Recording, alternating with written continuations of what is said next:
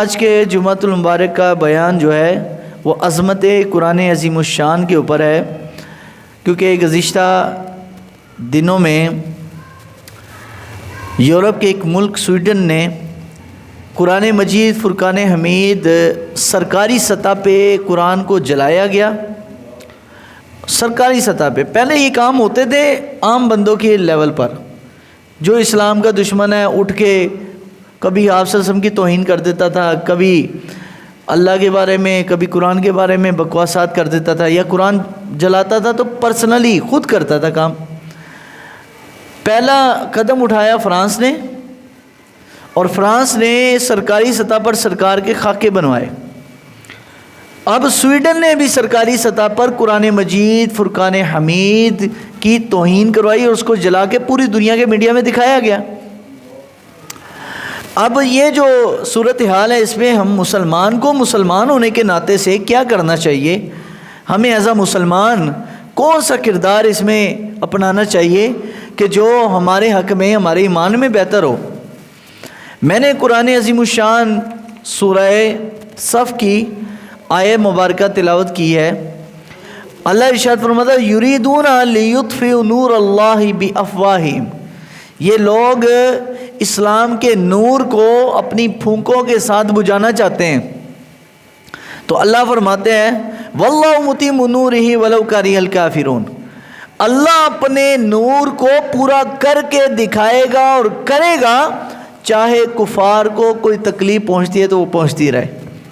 یہ میرا رب کا وعدہ ہے کہ میں اسلام کی حفاظت کروں گا، اسلام دنیا میں پھیلے گا، اسلام وہاں بھی غالب آئے گا جہاں پر رہ کر آج قرآن کی توہین کی جا رہی ہے۔ آگے فرمایا هو الذی ارسل رسولہ بالہدی والدین الحق لیظہرہ علی الدین کلہ ولو کرہ المشرکون، میرا رب فرماتا ہے کہ میں نے اپنے نبی کو دنیا میں اس لیے بھیجا، هو الذی ارسل رسولہ بالہدی، اپنے نبی کو ہدایت کے ساتھ بھیجا، والدین الحق، اور حق دین کے ساتھ بھیجا، اور آگے فرمایا لیظہرہ علی الدین کلہ، یہ میرے نبی کے آنے کا مقصد ہے۔ اللہ فرماتا ہے لیظہرہ علی الدین کلہ، تاکہ تمام عالمین پر، جہاں جہاں دنیا آباد ہے، جہاں جہاں لوگ رہتے ہیں، وہاں وہاں پر اسلام کا نظام، اسلام کا سسٹم نافذ ہو جائے۔ فی الحال تو ابھی تو دنیا کا ایک ملک بھی ایسا نہیں جس کا آئین، جس کا قانون قرآن ہو، کوئی بھی ایسا ملک نہیں ہے۔ پاکستان نے بھی خانہ پوری کے لیے آئین کے اندر لکھا ہوا ہے کہ یہ قرآن و سنت کے مخالف کوئی قانون پاس نہیں ہو سکتا، صرف یہ لکھا ہے، بقایا اندر ساری باتیں خلاف سنت، قرآن سنت کی توہین کو کرتا رہے، کوئی پوچھنے والا نہیں۔ اللہ نے ہر نبی کو ایک معجزہ دیا ہے، اور تمام نبیوں کے معجزات اپنے اپنے زمانوں کے ساتھ رہے، اور زمانہ گزرتا گیا، وہ معجزات ختم ہو گئے۔ اللہ تعالیٰ نے حضرت عیسیٰ کو معجزہ دیے، زندہ کرتے تھے وہ انسانوں کو، مردوں کو زندہ کرتے تھے، لیکن وقت گزر گیا، حضرت عیسیٰ علیہ السلام دنیا آسمانوں پر تشریف لے گئے، وہ معجزات ختم۔ حضرت موسیٰ علیہ السلام کے قرآن نے تو معجزات بڑے تفصیلاً بیان کیے ہیں، ان کے معجزات قرآن میں ہیں کہ اللہ فرمائے 9 معجزات 9 آیات، اللہ نے 9 معجزات حضرت موسیٰ کو دیے، لیکن ہر معجزہ اپنے زمانے کے ساتھ ختم ہو گیا۔ لیکن جب باری آئی اپنے نبی کی، تو اللہ تبارک و تعالیٰ نے اپنے نبی صلی اللہ علیہ وسلم کو بھی بہت سارے معجزات سے نوازا، بہت سارے معجزات عطا فرمائے، لیکن وہ سارے معجزات اپنے اپنے زمانے کے حساب سے ختم ہو گئے۔ ایک معجزہ قیامت تک کے مسلمانوں کے لیے قائم ہے، اور اس عظیم معجزے کا نام قرآن مجید ہے۔ اللہ نے اپنے نبی کو ایسا معجزہ دیا۔ اب ویسٹ کے ممالک، مغربی ممالک قرآن کو کبھی جلاتے ہیں، کبھی قرآن کے صفحے پھاڑ دیتے ہیں، کبھی نعوذ باللہ قرآن مجید کو غلیظ پانی کے اندر پھینک کر یہ ظاہر کرنا چاہتے ہیں کہ ہم قرآن کے سسٹم کو، نظام کو آنے نہیں دیں گے، لیکن ایک ان کی تدبیر ہے اور ایک میرے رب کی تدبیر ہے۔ وَمَكَرُوا وَمَكَرَ اللَّهُ وَاللَّهُ خَيْرُ الْمَاكِرِينَ، میرا رب فرماتا ہے ایک چلاکی ہوشیاری یہ لوگ کرتے ہیں، ایک ان کی تدبیریں ہیں، ایک ان کا مکر ہے، اور ایک تدبیر تیرے رب کی ہے۔ اور اللہ فرماتا ہے واللہ خیر الماکرین، اللہ سب سے بہترین تدبیر فرمانے والا ہے۔ یہ حضور کی توہین کر کے مغرب یہ سمجھتا ہے کہ ہم مسلمانوں کے دل سے ایمان اسلام نکال لیں گے. ٹھیک ہے، مسلمان عمل میں بڑا کمزور ہے، مسلمان کردار میں بڑا کمزور ہے، لیکن اپنے نبی اور اپنے دین کے بارے میں کبھی کمپرومائز نہیں کر سکتا. ٹھیک ہے، مسلمان آج بہت دین سے دور ہو چکا ہے، ہم اسلام کو بہت زیادہ بلا بیٹھے ہیں. ٹھیک ہے، ہم مسلمانوں نے آج قرآن کو صرف گھر میں غلاف چڑھا کر اوپر الماری میں بند رکھا ہوا ہے، قرآن کو اپنی زندگیوں میں نافذ نہیں کیا. یہ ہمارا قصور ہے. ہم نے قرآن مجید فرقان حمید کو کبھی سمجھ کر نہیں پڑھا. یہاں میں گزشتہ پچھلے 2 سالوں میں 2.5 سال میں یہاں پر آتا رہا ہوں. 600 پاروں کا درس دیا ہے، 600 پارے ترجمہ اور تفسیر کے ساتھ، لیکن مقتدی حضرات بیٹھتے ہی نہیں تھے. وہ جناب ان کے پاس ٹائم ہی کوئی نہیں. تو ہم نے کہا ٹھیک ہے بھائی، تمہارے پاس ٹائم نہیں تو ہمارے پاس بھی ٹائم نہیں ہے. ہم بھی نہیں پڑھاتے، ہم بھی نہیں بتاتے.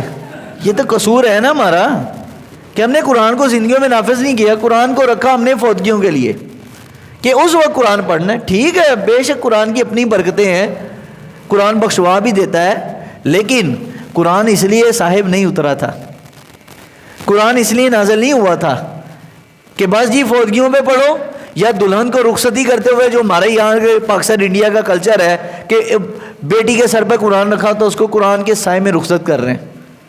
یہ کون سی حدیث میں ہے، کون سے قرآن میں ہے، کون سی سنت ہے؟ ایک رواج کلچر بن چکا ہے. لیکن قرآن مجید کو ہم نے کبھی سمجھ کے زندگیوں میں لے کر نہیں آئے. قرآن کو رکھا مسجد کی الماری تک، اپنے گھر کی وہ اونچی الماری تک، خوبصورت لحاف میں لپیٹ کر خوشبو لگا کے رکھ دیتے ہیں. کبھی رمضان میں کبھی دل کرے تو پڑھ لیتے ہیں، بقایا قرآن بند ہے. قرآن پہ 2-2 انچ مٹی جمی ہوئی ہے. یہ ہمارے قصور ہیں، اور اسی قصور کا فائدہ مغرب نے اٹھایا. انہوں نے کہا مسلمان تے ہمیں قرآن نو بھلی بیٹھے نے، چھڈو بڑے قرآن نو جلاؤ، چیک کرنے ہیں جی کنا کوئی ایمان ہے. تو ہمارے اندر ایمان کہاں ہے؟ میرے آقا صلی اللہ علیہ وسلم نے آخری زمانے کے فتنوں کے بارے میں ارشاد فرمایا تھا کہ قیامت کے قریب جو زمانہ آئے گا، لوگ صبح مسلمان ہوں گے، شام کو کافر ہوں گے. ہم اس زمانے میں جی رہے ہیں. جس زمانے میں ہمارا وقت گزر رہا ہے، اس زمانے میں پیکج بھی بڑا اچھا ہے ہمارے لیے. جتنا مشکل وقت ہے اتنا بڑا پیکج بھی ہے. صحابہ کے لیے یہ پیکج نہیں تھا. صحابہ کی بے شک بڑی شان ہے، لیکن صحابہ کو یہ پیکج حاصل نہیں تھا. ہمارے لیے صحابہ کو دین کے 10 حصے کا علم تھا نا، 10 باتوں کا. اگر 9 باتوں پر عمل کرتے، ایک چھوڑتے تو اللہ کی آیت نازل ہو جاتی تھی کہ کیوں چھوڑا بھائی. وہیں پر اللہ تعالیٰ کی طرف سے اللہ تبارک تعالیٰ ان کا حساب لیتا تھا. ہمارے لیے ایسا نہیں ہے. ہمارے لیے اتنا بڑا اعزاز حضور نے فرمایا کہ تم دین کی 10 باتیں ہیں نا، عمل نہیں ہو رہا سب پہ، 1 پہ 2 پہ 3 پہ 4 پہ 5 پہ، فرمایا 10 میں سے ایک بات پر پکا عمل اللہ کے لیے کر لے، تیری بخشش کے لیے یہی کافی ہے. جس زمانے میں ہم جی رہے ہیں، ہماری بخشش کے لیے سرکار نے فرمایا ایک ہی کافی ہے. لیکن اللہ تعالیٰ کی ذات بھی بہت بڑی ہے نا. اللہ تبارک تعالیٰ عام حالات میں تو یہ پیکج رکھا ہے، لیکن جب دین پر مشکل وقت آ جائے اس وقت نہیں ہے ایسے. اس وقت یہ ہے کہ اپنے ایمان کا اظہار کرو. حضور صلی اللہ علیہ وسلم نے ارشاد فرمایا، ایمان اس بندے کو ایمان کی لذت بھی نہیں ملتی جو اللہ کے لیے محبت اور اللہ کے لیے نفرت نہ کرے. اور حضرت مجدد علی ثانی رحمۃ اللہ علیہ وہ فرماتے ہیں، اتنا رحم اور اتنا کرم نوازی اللہ کی اور کسی عمل پہ نہیں ہوتی جتنی اس عمل پر ہوتی ہے کہ بندہ اللہ اور نبی کے دین کے دشمن کے خلاف اپنے دل میں کتنی نفرت رکھتا ہے. اللہ کو یہ نفرت پسند ہے. وہاں قرآن چلا نا، ہم سو رہے ہیں، کھا رہے ہیں، پی رہے ہیں، موج اڑا رہے ہیں، ہمیں پتہ ہی کوئی نہیں بھائی. پتہ نہیں مسلمانوں تمہارے ساتھ ہو گیا رہا ہے.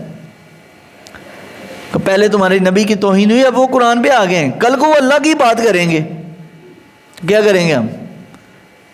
لیکن ہم بھی تو پاکستانی قوم، پاکستانی ہونے کے ناطے ہم بیکاری قوم ہیں. ہم ویسٹ سے مانگتے ہیں. ہم جب ان سے مانگیں گے تو ہم ان سے غیرت کی بات کر سکتے ہیں؟ مقروض قومیں اور غلام قومیں کبھی بھی غیرت کی بات نہیں کر سکتی. ہم غلام ہیں. چلو ہم تو بعد کے مسلمان ہیں نا، سعودیہ والے تو آج کے مسلمان نہیں ہیں، تو حضور کے زمانے کے مسلمان ہیں، لیکن ان کو بھی اس کی فکر کوئی نہیں۔ دو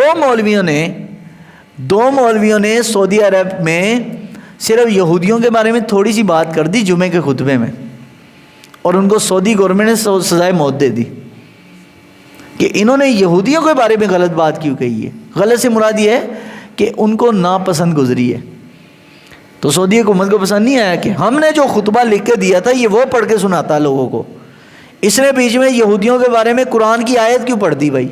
اب پڑھی قرآن کی آیت ہے۔ اب تکلیف آج کے لوگوں کو، ہمارے مسلمانوں کو بھی یہی ہے کہ بھائی دین جو تم دین جس کو سمجھتے ہو، اگر اس کے خلاف قرآن و حدیث میں کوئی آیت موجود ہو تو کہ جی مولوی صاحب یہ بات آپ نے ٹھیک نہیں کی۔ کیوں نہیں ٹھیک کی؟ کیونکہ یہ بات ایسے نہیں ہونی چاہیے۔ کیوں نہیں ہونی چاہیے بھائی؟ قرآن میں موجود ہے تو لاکھ اپنے ہیلے بانے بنا، جب اللہ اور اس کا رسول یہ فرما رہا ہے تو تجھے اگر کوئی برا بھی لگ گیا تو یہ مان کہ اللہ رسول فرما رہا، مجھے یہ ماننا چاہیے۔ محمد بن سلمان سعودی عرب، انہوں نے قرآن مجید جلا، کسی کا کوئی رسپانس نہیں، کوئی بات نہیں، کیونکہ یہ ان کی ذات کی بات نہیں تھی۔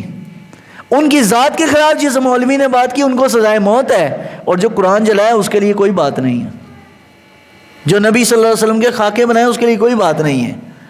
تو میرے پیارے محبوب صلی اللہ علیہ وسلم کی حدیث ہے، نبی علیہ الصلوۃ والسلام نے ارشاد فرمایا، آقا کریم صلی اللہ علیہ وسلم ارشاد فرماتے ہیں المؤمن یغار واللہ اشد غیرہ، فرمایا سب سے بڑی ذات غیرت والی رب کی ذات ہے، اور اللہ تعالیٰ نے اپنے بندے مومن کو دین کے معاملے میں غیرت مند بنایا ہوتا ہے۔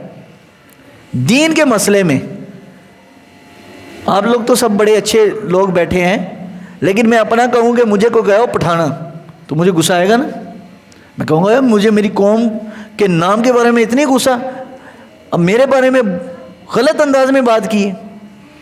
اچھا کوئی اور ہو، راجپوت ہو، رانا ہو، بھٹی ہو، کوئی بھی قوم کا بندہ ہو، اس کو قومیت کے نام پر کوئی گالی دے گا تو فوراً غیرت جاگتی ہے کہ نہیں جاگتی؟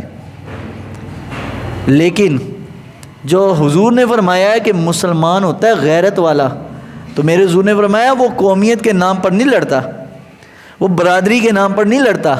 مسلمان جب بھی غصہ کرتا ہے تو یا اللہ کے لیے کرتا ہے یا اس کے نبی کے لیے کرتا ہے، کہ ہمارے اندر وہ غصہ کبھی پیدا ہوا ہے اللہ رسول کے لیے، اللہ اور رسول کے لیے غصہ اپنی طبیعت میں پیدا کرو، یہ ایمان کی نشانی ہے،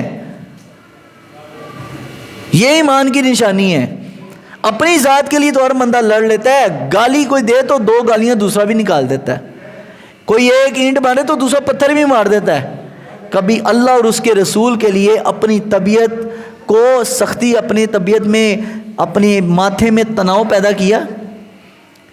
اب آپ قرآن مجید کے توہین ہوئے، ہمیں ہر مسلمان کو چاہیے تھا، حیضہ مسلمان، کہ ہم مسلمان کم از کم اپنی زندگی میں تو قرآن کو لے کر آئیں۔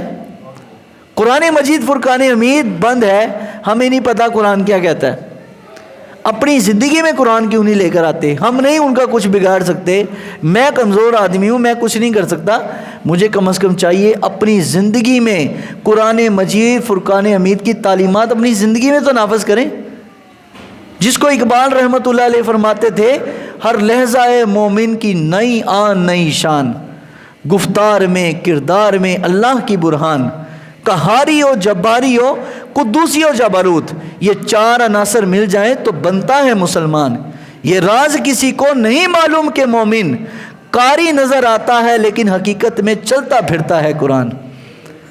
علامہ اقبال فرماتا ہے مسلمان کے تو کردار سے قرآن جھلکتا ہے، مسلمان کے بولنے سے قرآن جھلکتا ہے، مسلمان بولتا ہے تو اس میں اللہ کی کوئی آیت ہوتی ہے، وہ کوئی عمل کرتا ہے تو اس میں قرآن مجید کی آیت کا عملی کردار نظر آتا ہے، وہ چلتا پھرتا مسلمان قرآن ہوتا ہے۔ نہ تو ہم نے قرآن مجید کو پکڑا، نہ قرآن کو تھاما، نہ قرآن کی تعلیم پر عمل کیا، اور جب مغرب نے قرآن مجید کی توہین کی تو ہمارا ایمان جاگ جاتا ہے، کیا اس نے غلط ہے بالکل، لیکن ہمیں بھی دیکھنا چاہیے کہ ہم قرآن سے وفادار کتنے ہیں، ہم قرآن سے وفادار کتنے ہیں۔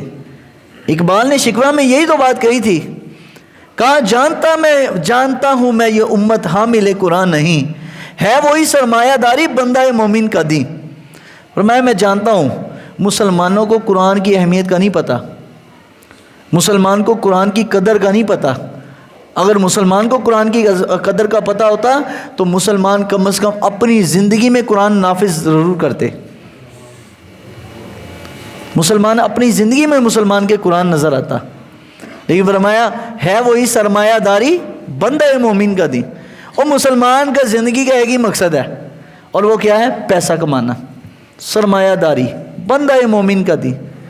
بس مسلمان نے یہ تو جانا کہ قرآن مجید کی کون سی آیت پڑھنے سے رزق میں برکت ہوتی ہے، لیکن کبھی یہ نہیں جاننے کی کوشش کی کہ کون سی آیت پر عمل کر کے مسلمان بنتا ہے۔ وہ آیت جانے نا، کردار کون سا ہے، عمل کون سا ہے، قرآن کو پس پش ڈالا ہوا ہے۔ تو حضور نبی رحمت صلی اللہ علیہ وسلم نے فرمایا میں دو چیزیں بھاری وزنی، دو چیزیں تم میں چھوڑ کے جا رہا ہوں، اور فرمایا ان کو تھام لینا، اگر تم نے اس کو تھام لیا، اس پر عمل کر لیا تو دنیا کی کوئی طاقت تم پہ غلبہ نہیں پا سکتی۔ وعدہ ہے اللہ کے نبی کا، فرمایا دنیا کی ساری طاقتیں جمع ہو جائیں، مسلمان اس طاقت کے ماتحت نہیں ہو سکتا، ہمیشہ غالب رہے گا۔ وہ کون سی ہے؟ فرمایا سب سے پہلی دولت وہ قرآن ہے، اور دوسرا فرمایا وہ میری سنت ہے۔ فرمایا جو مسلمان اس کو تھام لے گا، دنیا کی کوئی طاقت اس کے مقابلے میں نہیں آ سکتی۔ اور قیامت تک فرمایا وہ گروہ جس نے آنا ہے اور جس نے قرآن پر عمل کرنا ہے، فرمایا قیامت تک وہ گروہ انشاءاللہ اللہ اس کو سر بلندی رکھے گا۔ تو مسلمانوں اپنی زندگیوں میں قرآن کو نافذ کرو، اپنی زندگی میں کرو، تاکہ گورا صرف تمہاری اس کردار کو دیکھ کر ہی ڈر جائے۔ یہ آئے روز جو گورا مغرب میں، یورپ میں حضور کی توہین ہوتی ہے، کبھی قرآن کی توہین ہوتی ہے، وہ اس لیے کرتے، چیک کرتے ہیں۔ اب یہ تو تھی ہماری ذمہ داری، اب یہ جواب کن کو دینا چاہیے بھائی؟ وہاں ہوئی ہے بھائی سرکاری سطح پر قرآن کی توہین، کوئی عام سطح پر نہیں ہے۔ سویڈن کی گورنمنٹ نے کہا بھائی قرآن کی توہین کرو، اور پورے دنیا کا میڈیا دکھا رہا تھا جب وہ قرآن کو جلا رہا تھا، اور کوئی روکنے والا نہیں۔ اور جو مسلمان وہاں گئے ہوئے ہیں وہ روٹی کمانے گئے ہیں، بس ان کا اور کوئی مشن نہیں ہے۔ قرآن جلتا ہے تو جلتا رہے، انہوں نے پیٹ دی پئی ہے، پر پیٹ بھرے، گاڑی ہو، بنگلہ ہو، کوٹھی ہو، پاکستان جو پہلی بننا لے لئیے۔ وہاں لوگ پیسہ کمانے گئے ہیں، دین کو بچانے نہیں گئے۔ یہ کام چاہیے ایوان بالا میں بیٹھے ہوئے لوگوں کو، کہ جنہوں نے قرآن مجید کی توہین ہوتے دیکھی اور خاموش ہیں، پورا عرب کنٹری خاموش ہے، پاکستان خاموش ہے، کوئی بات ہی نہیں کر رہا۔ کرے کیسے کہ ہم بیکاری قوم ہیں، ہم مانگتے ہیں، جو پوری دنیا سے مانگتے ہیں وہ پوری دنیا کو آنکھ نہیں دکھا سکتے، وہ غیرت کی بات نہیں کر سکتے، جو واقعی غلام ہیں۔ اچھا جنہوں نے یہ غلامی کا تانا ایبسولوٹلی نوٹ کہا، وہ بھی ذرا بات کریں نا، کہ وہ کہاں چلے گئے، وہ کہاں گئے کہ جو کہتے تھے اب پاکستان میں اسلامی اسٹیٹ اور اسلامی ریاست مدینہ ثانی بنائیں گے، تو بھائی قرآن کی توہین ہوئی، آپ کہاں گئے؟ وہ ذرا بات کریں نا آئے میدان میں، کہ یہ سارا کام صرف مولویوں کا ہے، کہ یہ مولویوں نے اسلام پڑھا ہے، کلمہ مولویوں نے پڑھا ہے۔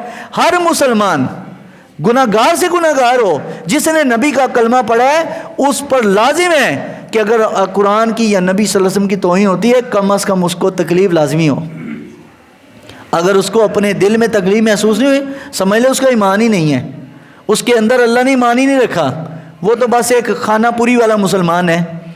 اور اگر اس کو تکلیف ہوئی ہے تو وہ کبھی بھی ایسے لوگوں کو نہیں چاہے گا کہ جو نبی صلی اللہ علیہ وسلم کی توہین پر خاموش رہے یا قرآن کی توہین پر خاموش رہے، وہ کبھی بھی ایسے لوگوں کو نہ چاہے گا نہ لائک کرے گا۔